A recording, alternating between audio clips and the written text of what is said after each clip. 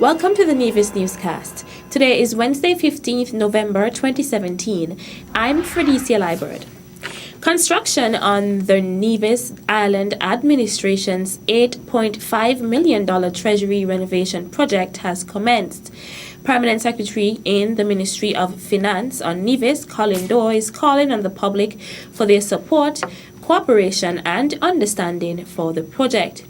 Doe on November 10th said that work commenced on the Sugar Industry Diversification Fund SIDF funded project over the weekend and pointed to traffic disruptions and some level of inconvenience during construction, but noted that measures have been taken to ensure public safety.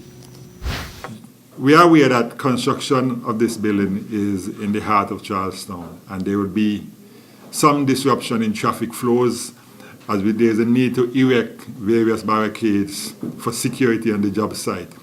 We are therefore asking for the support, cooperation and understanding of the general public as we seek to carry out the work in a manner that provides very little opportunity for any injury and so on for those persons operating in and around the site. So we have sought to do that. It's a little inconvenient at the moment, but I want to assure the public that it is necessary as we seek to ensure the safety of both the traveling public, the person visiting the market, and also the business entities who are close by.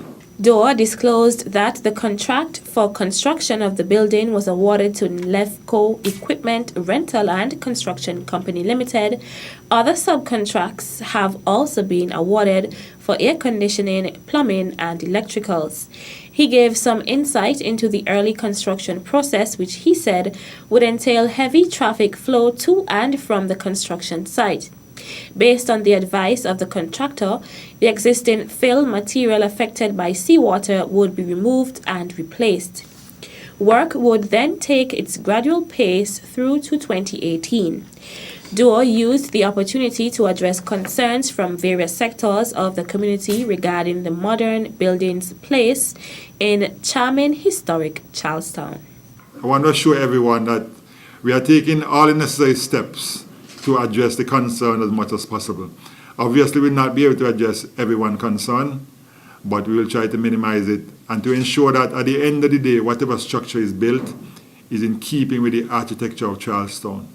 Again, for those who are concerned about the height, I want to assure you again that we have looked at it, and in our discussion with physical planning, who is the ultimate authority dealing with planning structures, the height of the building is within that height of the surrounding building, namely the courthouse building and also the Cotton General Mall building. So we're not going to have a building which is obviously much higher than the others around Charlestown. It will be quite in keeping with the height and the architecture of all the other buildings in Charlestown. The Permanent Secretary also added that the necessary modification and adjustments will be made throughout the construction process in an effort to keep the project within the look and feel of Charlestown.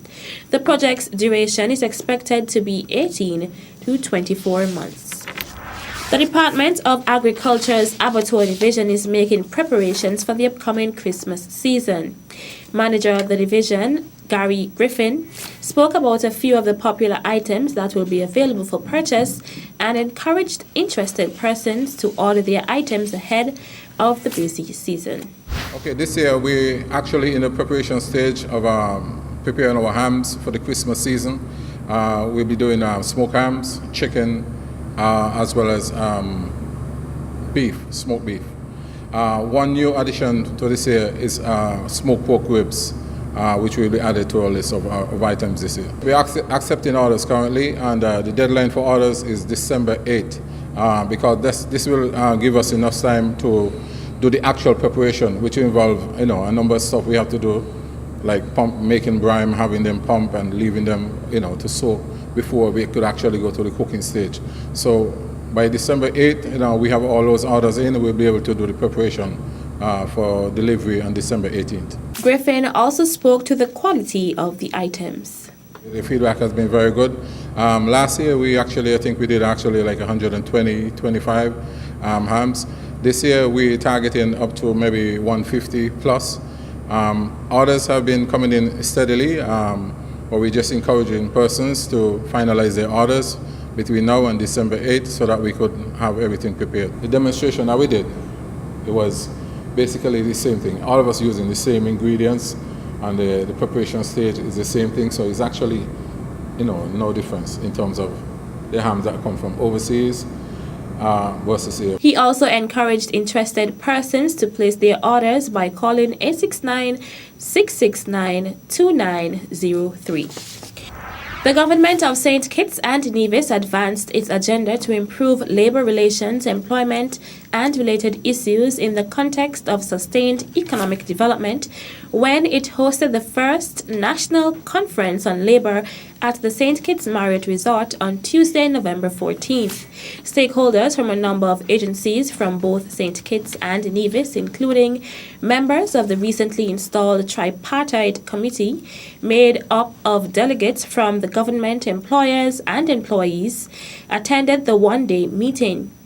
The tripartite committee was formally established in 2017 in September and aims to ensure the development of a culture of innovation to enhance productivity in all sectors and promote proper work ethics, as well as to maintain industrial peace and harmony.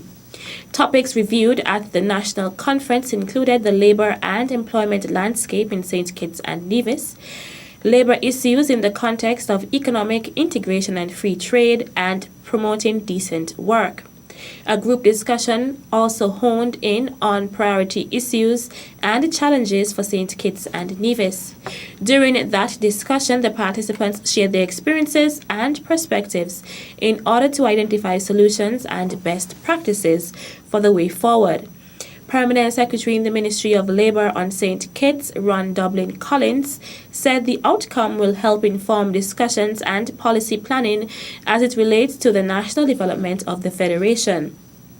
The national conference was co-sponsored by the International Labour Organization, ILO, Social Security, and the Development Bank of St. Kitts and Nevis. Still to come, cruise tourism to inject nearly $200 million into St. Kitts and Nevis during a 3-month span, says Federal Minister of Tourism. The details when we return. My name is Greg Phillip. I'm the Chief Executive Officer of the Nevis Tourism Authority. Nevis Mango and Food Festival has been around for 4 years, and in our view, it is one of the most unique festivals anywhere, mainly because of what it does. You see, it celebrates the mango. We have over 40 different varieties of mangoes on Nevis, plus a very, very rich and good culinary scene, and we've put those two things together. So once you dine at this Nevis Mango and Food Festival, believe me, you're dining on food that has never been created before, because every single chef that cook at this festival have one excellent challenge. The challenge is everything you cook, every course of every meal must include mangoes from Nevis.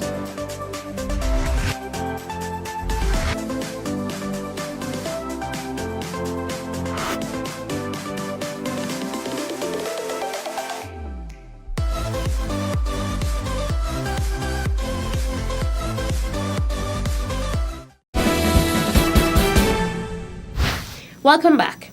Nearly $200 million will be pumped into the St. Kitts and Nevis economy between November 2017 and January 2018, thanks to a booming cruise tourism industry. Federal Minister of Tourism, the Honorable Lindsey Grant, mentioned that 14 ships are expected to make calls to the island this week. That's a total of 35,759 visitors to the shores in just the span of 7 days. Minister Grant said that according to the Business Research and Economic Advisors report, every visitor that graces the shores of St. Kitts and Nevis spends US $111.08. So those 14 ships and the 35,759 passengers this week translate to US $3,972,108, or approximately $10.7 million pumped into this economy just this week. If we have a look at November, there will be 76 calls. This is a total of 160,843 passengers, translating to US $17,866,440, Grant said. In December, there will only be one day without a ship. There will be 115 calls in total. That's about 4 ships per day, with Christmas and Boxing Day expected to see 7 ships each. In January, 88 calls will be made, bringing in a total of 225,955 passengers. This translates to US $25,099,081. So between November, December, and January, this economy will see pumped into it $199,555,662. That is fantastic news for the St. Kitts and Nevis, Minister Grant said. His Excellency George Gowe Cho, resident ambassador of the Republic of China on Taiwan, says an ongoing capacity building project, the prevention and control of chronic kidney disease, signals the beginning of a new type of cooperation for the people of the Federation. The ambassador, while delivering remarks at the opening ceremony at the St. Paul's Anglican Church Hall on November 7th, for the first of 3 workshops in the 3-year medical and public health project, said the project is the first of its kind to be introduced and implemented by the Republic of China and Taiwan since establishing diplomatic relations with the Federation in 1983. Ambassador Cho pointed to the 3 areas of focus of the project.